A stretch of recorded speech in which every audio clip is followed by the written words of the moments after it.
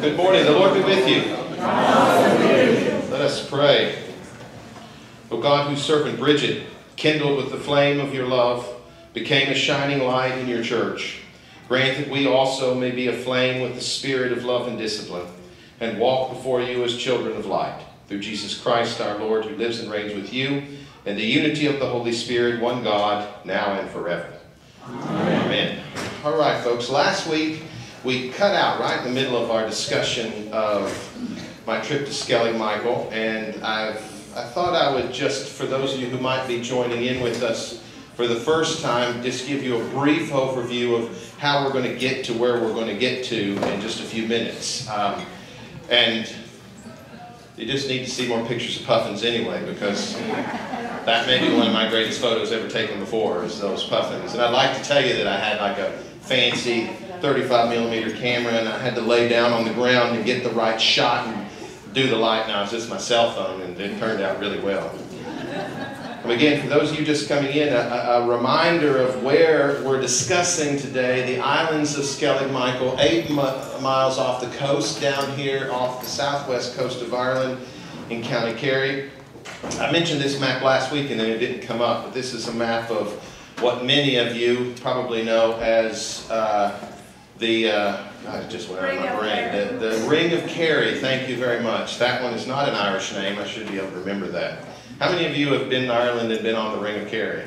Okay, it tends to be on the American tourist stomping ground area, and it's well worth it. It's a gorgeous drive all the way around Kerry. I think Audrey and I have now completed it in our couple of years of going to County Kerry and heading down to get out to Skellig Michael. But I like this map because it gives you a little more sense of how far out off the coast. You come into Port McGee. This is where you catch the boats, and it's a 90-minute to 2-hour drive in this direction. More like 90 minutes going back if the sea is moving in that direction. When you're against the sea, it takes longer, obviously. But this is where the Skellig are. Last week we were discussing monks, St. Michael, and the battle against the devil. And I won't spend a lot of time on this because we went over this last week, but just to give you a sense again of the timeline of around 588, that's the time frame we're discussing when a monastic community arrives on this rock island way out in the middle of the ocean from the mainland of Ireland and sets up a monastery. I mentioned in here in this timeline again the plundering of Vikings around the year 821, and then the movement of the monks in the 12th century off the island after a time, a change, a movement, and what you'll know about this as we look at another map near the end of this, so when we get there, is the development of Christianity, the changes. Skellig Michael is set up within 100 years after St. Patrick really brings Christianity to Ireland. At least he gets credit for it. More than likely Christianity was already there. So it's a very early period of time for Christianity and its development, and the sense and understanding of what Christian monks needed to do would change and be different by the time we get to the middle of the Middle Ages. And that's when a monastery is built on the next section over Ballinskellig. Just going back to this map, Ballinskellig is here. So that's where a new monastery is built, and where the monks who live on Skellig go back and stay on the mainland, and that means that time changes for the monks there. That's what we're talking about. I did put back up a photo of the boat ride out, so those of you who maybe weren't here last week get a sense of the long distance it takes to travel from the mainland to get to this island, and also what the view of the island looked like from the mainland. This is already out to sea in from Port McGee, and by this time we're already close enough to get a sense of the coloring on the island, but it's easily to be seen 8 miles out, but it's a long distance to get there. Oh yeah, I put my video back in, because why not? Videos are amazing, right? So this was my trip. I always love, did I say this last week, the level, this is what your new fancy iPhones do now. They don't shake. Trust me, this boat was shaking constantly. Somehow, the center screen stayed level. It's amazing enough in and of itself. I don't know, this guy who wanted a picture of himself on the island. We talked about that last week. And then these were the images you see when you come in to the port where you get off the boat to get up on the island. And I think it's a wonderful example of just how rugged and desolate it is. I think last week I mentioned that I would have thought to see King Kong up there on that island somewhere. You know, what's the island? Is it, what's it? Skull Island, that's right, Skull Island. Luckily, that's not what this was, but it certainly feels like it's from some other part of the world. I mean, it really is one of the great experiences of traveling out to Skellig Michael is that you really feel like you've traveled back in time, because it really has not changed in 1,000, probably since its beginnings, other than the wear and tear on the rocks and the shape of the cliffs. The majority of it is still the same. A quick view I put up last week of Little Skellig. That's 2 islands that we're talking about. The one we're dealing with is Skellig Michael. That's Little Skellig.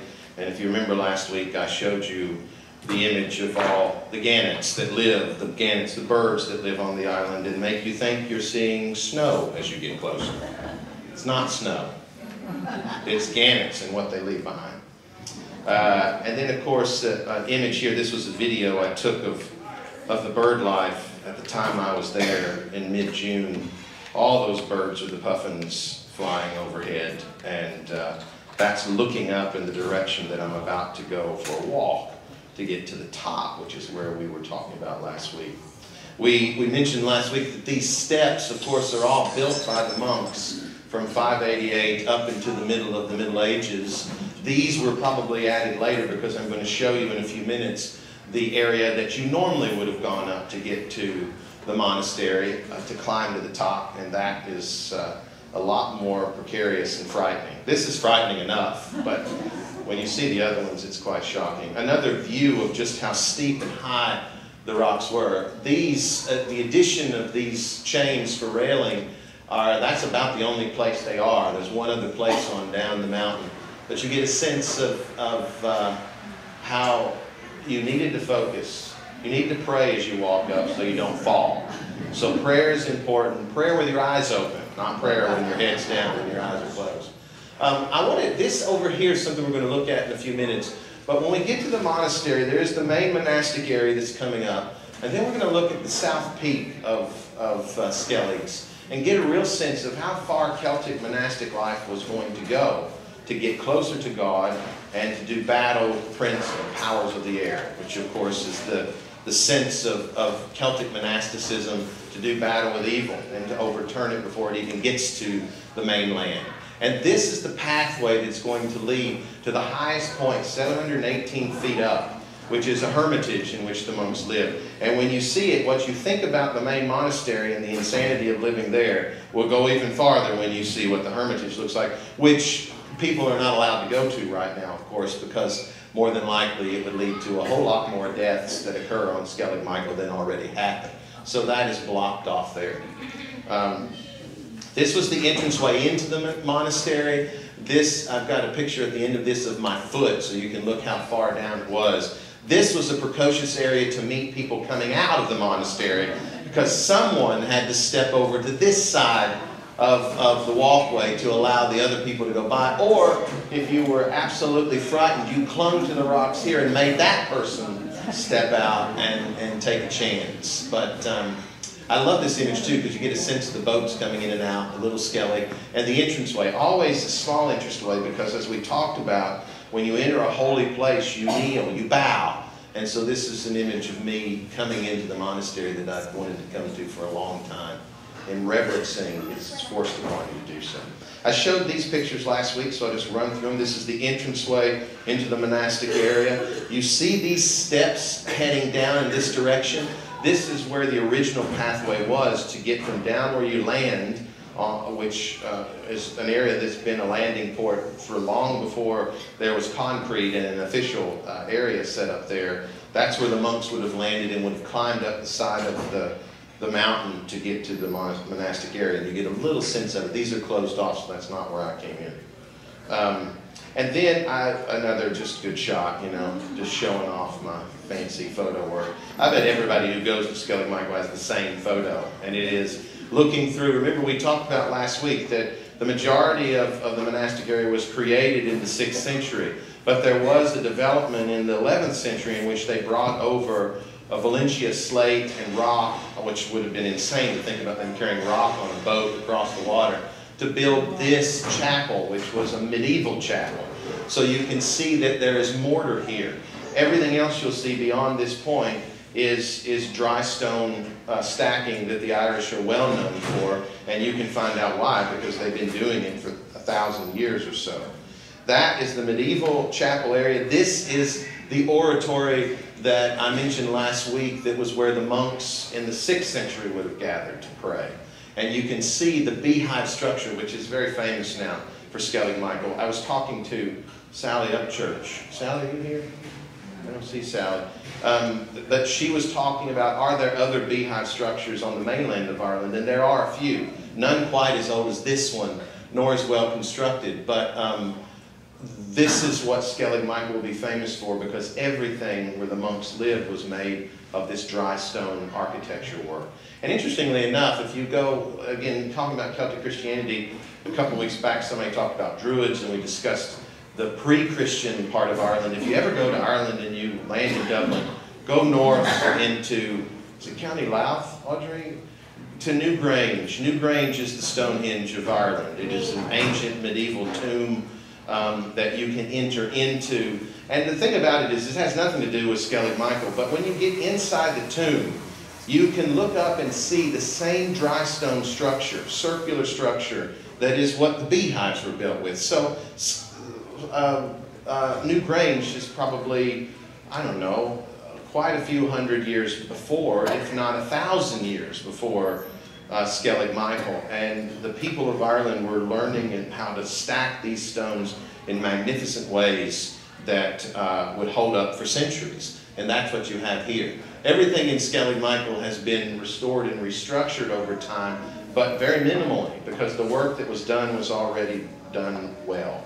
This is your image looking to the east out of the oratory on top of Skellig Michael. And as you can see, both the medieval chapel that was built and dedicated to St. Michael and the ancient oratory, all facing eastward with a window open, which is the only other window other than the door facing outward. So the monks would have looked out into the world to see the magnificence of God, and they would have looked in the easterly direction, which is the direction our church faces, and is the direction in which Jesus rises from the dead, right? That's the eastern facing of most Western churches.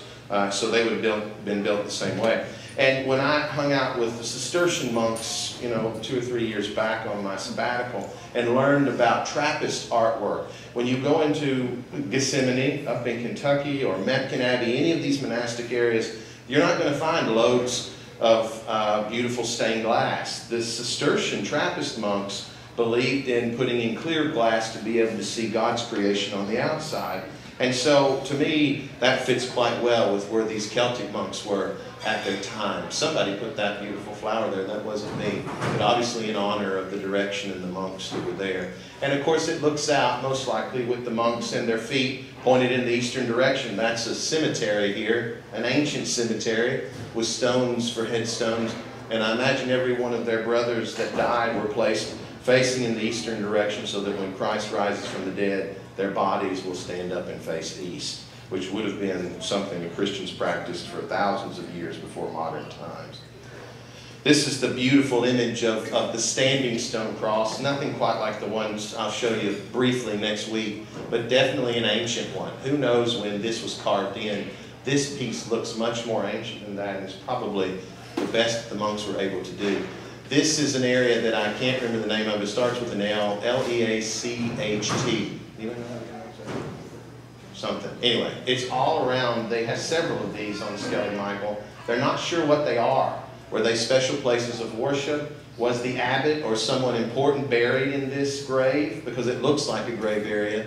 It always has quartz rock on the top versus the other cemetery, which is this one, that is covered with regular rock and with mulch and grass that still grows. So it's a very different section, but all of these areas have their purpose and their point. And it doesn't surprise me that the cemetery was on the east side of the oratory where the monks would have prayed. Beyond, this is another view looking down in that area. This is the oratory. There's the cemetery. There's a guy that photobombed my shot. But I may have photobombed his shot, so who knows.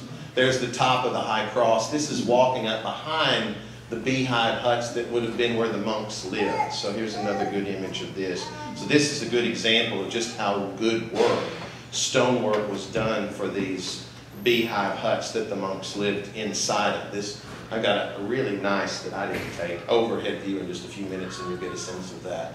But this is most likely what scholars believe were the areas in which the men who stayed here slept. And remember, 12 was the number. How long it stayed at 12? Did the number drop? I wouldn't imagine it'd be more than 12, because I don't know how you get any more than 12 men living there. But more than likely there are 3 of these, with the possibility of this area here either being a space where they kept some livestock they brought over. You know, there is the air, you know, humans have to have a latrine. So you never know, there's more likely a place for that out to the side. But somehow they constructed a life in which they were able to live for, you know, quite a few hundred years into the medieval period, at least 600 years. And they were able to have water that they collected and to be able to eat a lot of food. Well, a lot of food, I say that. Probably a lot of puffins, maybe some other birds, seabirds, maybe some fish. They do think that in these beautiful areas that are obviously green, that they did grow some crops.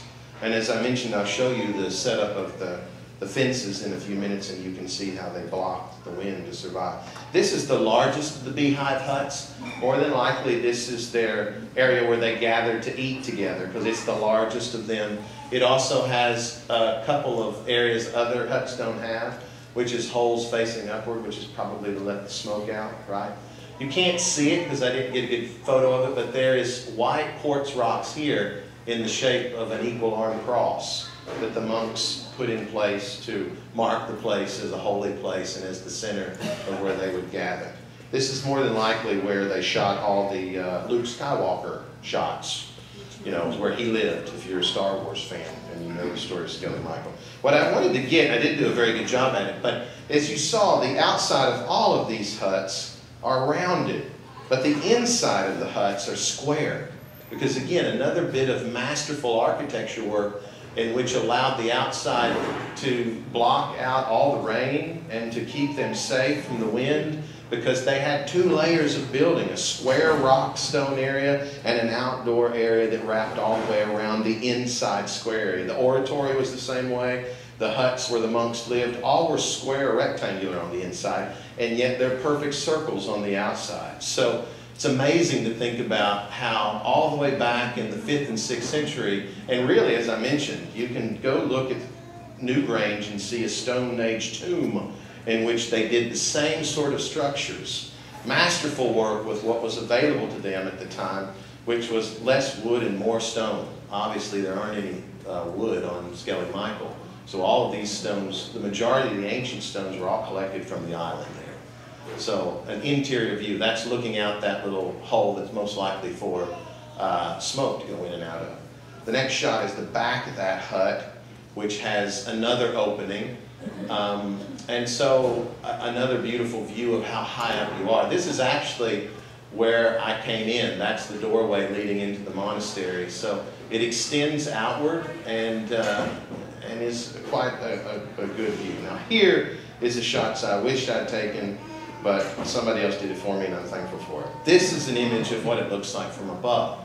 So imagine all the way down 600 and something feet to the ocean. The monks climbed up these stairs.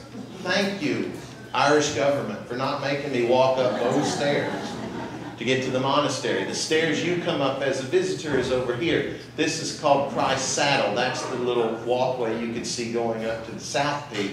This is the north peak. And this is what it looks like. There's the entranceway you come into.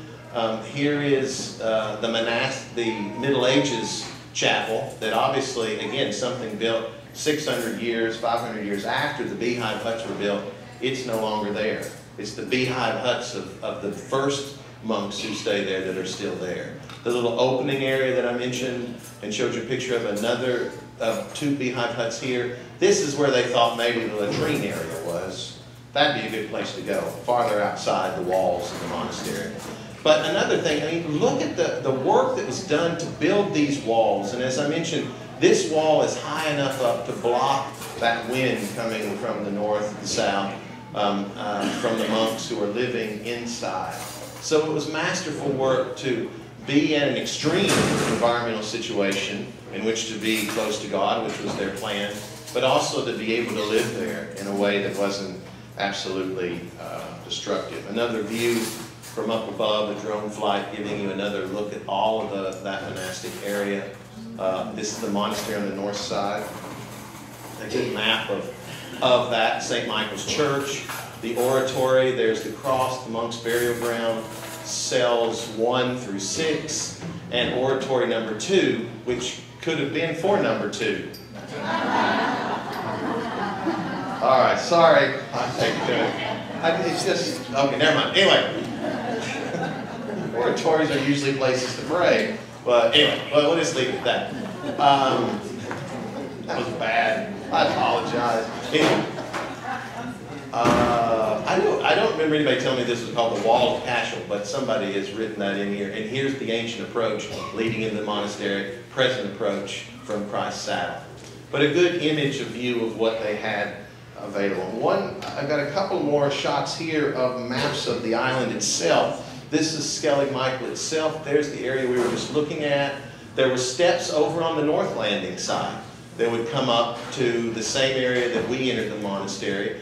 These were the steps going down to where we landed. This is where the boats still come in to this day. Again, thank you for not walking us up this, because it was a very steep, straight up walk, versus this one that gives you a little, back and forth until you hit these last line of steps. One line going straight up the mountain there, this going straight up to the monastery. But these were a little more easy to traverse and travel.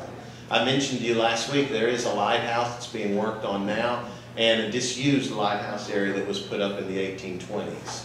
So, I mean, this is the whole of the island, East Landing, North Landing, and this area that we're going to look at next, it says Needle's Eye, is the high point of the Hermitage. Another good view that shows you the whole island. This again is the area where you land, you come up. These are the steps that you walk up to get to the top. Again, this is the steepest area. This is kind of going on the side of the mountain, which makes it easier to walk up. These steps are the toughest, and then you're on the area leading to the monastic community area there. This is what I'm going to end with, which is an image of the highest point on Skellig Michael, that the monks were able to come up Christ's saddle here and traverse all the way to the top to live in a hermitage in an oratory. That high point there is the map that shows what they were able to do. The Needle's Eye climb was here. This is coming up from Christ's saddle. This was a garden terrace that they built. Again, built on the side of this rock. If you thought it was steep on one side, it was incredibly steep on this side. And somehow, in their journey to get close to God and to do battle with evil, they wanted to get to the highest point they could. This is another area that's been that was walled in, an oratory that's no longer there, but you can see remnants of it. And then the steps went all the way up to the top, to this area called the Spit. That rock fell down in the 1970s, so it's no longer there. But there were definite signs that the monks went all the way up 718 feet to the very peak of Skellig Michael to do their prayers and to stay in the hermitage there. Here's an image of it today. Oh, I went too far. I hit the button too hard there. So this is, I've got another picture you can see in a minute that you'll be able to put these things together. This is that area where the wall still is there. A bit of the wall is anyway. This is where that oratory was. This was filled-in area that they would have lived. This is the other garden terrace here. And these are the steps. You can still see them climbing all the way up to this top area where there was once a standing stone there that would have been probably a cross in the area where they dedicated to St. Michael. Here's one more image of it again to give you a better view of it. There's that area that you're seeing there. There's the oratory area. Here is the steps going up. You can still sort of see them all the way up to the top. And then this area here, you can get a little bit of a sense of that maybe. I would not want to go up those steps, let's just put it that way. And then one more view of the island as a whole. That's the area we were just looking at. So you can see this area is much more flatter, or not as flat as it gets. It was easy to build here. This area would have been the absolute hermitage to go and live in and to pray. I can't imagine what the wind would have been like. As I said, these walls were constructed to guard them from the wind. There were walls put up here, but I don't know if anything would block you from the weather and the wind on that top area. That's where they were going. There's my foot. Look at that. That's how close you are to instant death, most likely. 600 feet down to the water with several rocks to fall on. And that's why it's a treacherous area to go up to, even for those who want to go and visit it. I took this shot, which I love because I'm filming all the way down the steps, and I wanted to shoot a live version of that so you get a sense of just how high up. There's the steps. There's my friend Kevin going down. That's the walkway up to, that's the peak there. And then that's the straight shot down, all the way down. These are those other steps that come up from the north side. Again, nobody walks those steps either. But the image of this place just captures, again, this sense of what Celtic Christians in the early ages lived in, what they dealt with. And again, why did they do this? Because their spiritual relationship with God was above everything else. And they wanted to experience it in the raw. And to get to these places and to dedicate themselves to God in this way was madness in our brains today, but was their way of drawing themselves closer to God. A couple of last shots I took, which that's the port. Much easier to get on and off that boat there than it would be the steps that went straight up on the north side there. And then a shot on the way out. As I mentioned, I mean, look at that place. It looks like it should be in a Star Wars film, right? So that's, again, why it became the center of The Last Jedi, which was, I think, the second to last of the series. Ooh, I did the spin though, that was fun. This is the area that's blocked off now for people to go up. You saw an image of that pathway. This is from the Star Wars movie. And I couldn't help do this. I found this. There's a guy who's written a really short book. I think he's at Notre Dame. And he's doing what is all smart people do who want to get younger folks interested in church-related history. And he's tied the monks into the Jedi, which I actually think fits quite well. And he's written a book about Skelligs and their connection, and the way they connect up quite well with Skellig Michael. So I came up with this idea for you today. Come on now. Oh, here we go. I forgot to put the Star Wars movie soundtrack on here. That would have been better, so just dun, dun, dun, dun, dun. No, that's the Darth Vader music. Anyway, it just seemed too good to not do. This is written by the guy who wrote the book, Skellig Michael, the last monks of Skellig Michael, which he ties into The Last Jedi in the movie. It is a dark time in the world. The Western Roman Empire has fallen. Europe has shattered. Sounds like the beginning of the Star Wars stuff. In the midst of the darkness and confusion, a light begins to shine from a most unexpected place. Ireland, an island at the edge of the world, is the home of a growing movement of men who seek to travel the world and set it ablaze with religious zeal. 12 men set off the western coast of Ireland to do just that, but instead of traveling to distant countries to preach, they seek solitude to protect the world from a dark force that is growing in power. And again, this is at the heart of the Celtic. It's not to go out and live in the wilderness and enjoy God's creation. They learned how to do that. They're there to be Jedi warriors fighting the devil, because this is where they have a sense that the devil is hiding. Remember, I told you that story about St. Patrick running the snakes out of Ireland, getting to the bottom of Ireland, and the snakes pushing back against him. What were the snakes? Were they really snakes slithering around? More than likely, no. They're images of what a snake is an image of, which is the devil, right?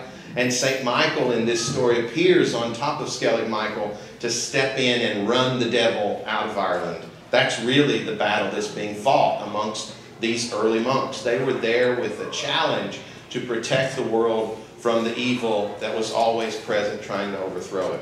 And I brought this map up, the last few things to show you that I have, because it's a really good map of the movement of the monastic world from, not from the Holy Land, which is here, but from Egypt. Remember last week we talked about St. Anthony of Egypt. He is the first monk who goes out and lives in the desert, and his life in the desert will be the influence on the monks of Skellig Michael, who obviously didn't even make the map because they don't have a monastic site shown there. But the point is, what I love about this map too, is it shows the extent of Christianity before Constantine makes it the religion of the Roman Empire, right? So Christianity exists even without Rome to back it up. It's in these dark orange sections. This is where Christianity can be found leading up to 300 in the Common Era. But then after Christianity becomes the main religion of the Roman Empire, obviously it extends. But even with its extension, it still doesn't exist here amongst Germanic peoples. Remember the Angles and the Saxons who would take over England, which is where our faith tends to come from. At this period of time when the monks are building their monastery on the island, England is still itself a very pagan, non-Christian world. So it will be, again, the movement of all these monastic, and Egypt will inspire the monks of Skellig, and it will inspire St. Columba and St. Patrick. St. Patrick will come from here to spread Christianity to Ireland, and then St. Columba will go to Scotland and bring Christianity down into the north of England, which of course is that story we told 2 or 3 weeks ago about Celtic Christians and Roman Christians. This area after 600 will eventually, because of this monastery here at Canterbury, will become Christian as well. And eventually those monks who arrived earlier, who were Celtic, will have to make some provisions with the Roman Church, in which they're members of. They're not separate from the Roman Church. They're part of it. They just don't have Facebook and emails to get information to each other quickly, right? So their time has been constructing their faith in this area, which is quite a ways from Rome. And it'll be in the 600s that changes at the Council of the Synod of Whitby, that's up near York in the north of England. A good example of that, last shot for you. Who knows what the monks of Skellig Michael look like? An Irish painter painted this image with a sense of the monastic life on Skellig Michael, and I think it captures real Celtic Christianity as it was coming into form at the time that it came into form in 588, a little bit before that, and a whole lot after that. That's your image of Skellig Michael, and it really is an amazing place to go. And as I mentioned last week, and we'll talk about for our final class, the idea of thin places, this area where God and humanity are in close proximity. I would have loved, no, I wouldn't have loved because I'd had to climb up there, but if I could just like be beamed up like in Star Trek to the top of that Hermitage area on the 718th, I would love to be up there. That area must be where you feel you have no control over your life there. God is in total control. And when you have those moments where God is in total control, you have a sense of what these monks in Skellig Michael were dealing with on a daily basis and how they were willing to put their trust in God first to bring them through their lives and to give them the strength they felt they needed to live this Christian dedication for the good of the world, which again is what they saw. Monks still to this day feel the same way. Gathering and praying 5, 6, 7 times a day is not for themselves. It's for the world out there that they're offering their prayers for, just as we do in our prayers of the people every Sunday. So, yes? When did the last monk leave? It would have, well, the monks were coming back and forth after the 12th century, but they would not be living there fully after the 12th century, as far as we know. They would have been traveling out there in the summertime. They would have been, I mean, that became a site of pilgrimage. There's a pilgrimage site that begins in Rome and goes all the way to Skellig Michael. And that would be the western end, the last place on earth for the European Western world would have been Skellig Michael. There was nothing beyond that, you know, in 588, all the way up to, of course, we know the Vikings may have made it to America. Maybe some others folks did too. But that does not come into play until, of course, the 15th century So this would have been your end point. The world ended at Skellig Michael. So that would have been where they continued to go all the way up to the 19th century until the government of Ireland took it over and it became a UNESCO World Heritage Site, which still pilgrims can go to, just not quite on the same level that the monks were there. Yes? Well, again, you can only go to Skellig Michael now from May to October. After that, the weather gets treacherous. And as I mentioned, if you go to Skellig Michael, that doesn't guarantee you're going to get out there because the weather could change at any moment. And the sea can keep you from being able to get on the island. So, I mean, high winds, terrible storms at sea. I mean, it was rough living.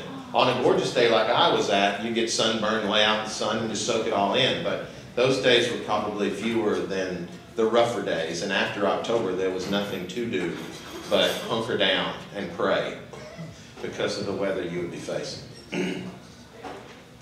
Folks, yes, Richard. During the Reformation itself, was there any serious combat in that area? Protestants, no. At that time, no. It was too far out and off. There probably were still Catholic monastics and Catholic Christians going out there to visit and to stay. I don't know what, that's a good question to ask, what was happening during that period of time. But of course the Reformation never really gets to Ireland. It stays a Catholic country even after the British enforce change to that. This far out in the hinterlands of Ireland, Catholicism existed and kept that flame alive, even when it wasn't allowed in other parts. So I imagine there were folks out there, but it wouldn't have been it would have suffered the same way Catholic monastic communities did under British rule.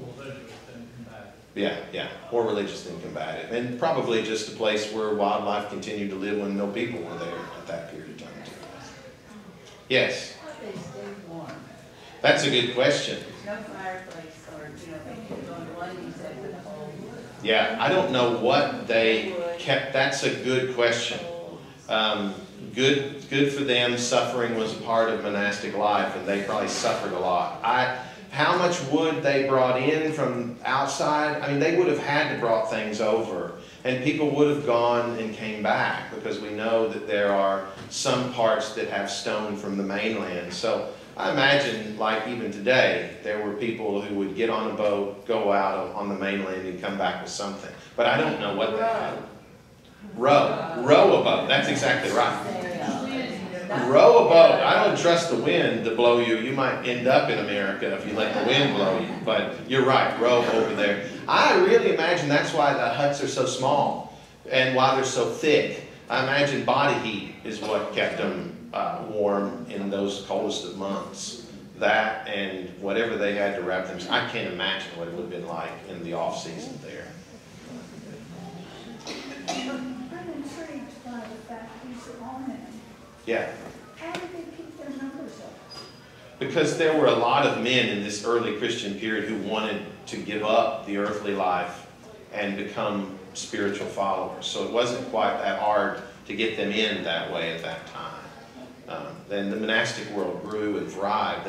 The monastic communities were there. I'll have a few shots of Glendalough next week, which shows that really monastic communities were the center of the whole of Irish communities at that time. So to be in a monastic life was a good life to take on in an impoverished, struggling world that they dealt with at that period of time in the Middle Ages. Yes? When I was growing up in the north, they still, the second son was to be dedicated to the church and Yes, become a priest. exactly. That was the culture of The hope of a good Irish family is to send off, to give one of your children to the priesthood. And Audrey's father's just happy to have a Protestant priest in his family line. None of his sons went that route, but he wouldn't let him go that route. He had too much work for him to do, but he was happy to be dedicated to the church at that time. One more question and I have to end, but we'll get more questions next week. Yes? So help me understand. So there were only 12 at a time? As far as we know, this is all, that's as much, Someone else yes, someone could come over. And again, that island, the monastery on Ballinskellig was probably developing long before it became the central place for the Augustinian monks in that area of County Kerry. Meaning that probably in the 11th, 12th century, there was already a solid monastic community in which monks were coming and going from the Skelligs. It's just we know after the 12th century, we stopped seeing references to people dying on the island because the island became a place of pilgrimage and no longer a place of living. They all decided they'd had enough. They were living in the main area where they could have some wood and fires and all that, and they didn't have to suffer quite as much. And by that time, Christianity, again, remember, some of these people were living in a time where they intended God to return. I mean, we know that about Paul. That wasn't right, but the early Christians were always in constant awareness of needing to fight the battle because Jesus could be returning at any second. When we get to a certain period of the Middle Ages, the shift begins to come out. Maybe we need to think about timing God's way and not in our own. It could be a lot longer, and communities begin to develop and stay off of these desolate areas. And next week we'll talk really quickly too about green martyrdom, the sense that these folks were going out into the wilderness with the intention of giving their life completely to God, which means if they couldn't go out and get killed like all the saints in the pre-Constantinian Rome, then they would do it their own way by going out and living in the most desolate places to fight the devil. And when they died, they would take on a martyrdom that was different. And we get that idea of green, blue, white martyrdom from one of the earliest Irish texts we have from amongst those early Celtic Christians in Ireland. Next week, we'll wrap things up and talk a little bit more about Celtic Christianity from our view today. And I'll try to leave more room for questions, and we'll wrap up stuff. So thank you. And